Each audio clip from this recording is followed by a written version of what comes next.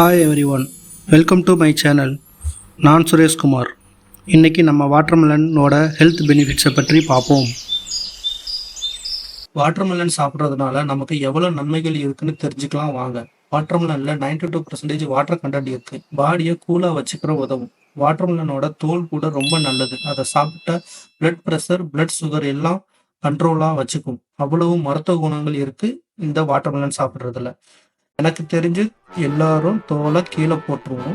அடுத்த முறை சாப்பிடும்போது தோலில் கொஞ்சம் சிறிதளவாவது சாப்பிட முயற்சி பண்ண வேண்டும் நண்பர்களே.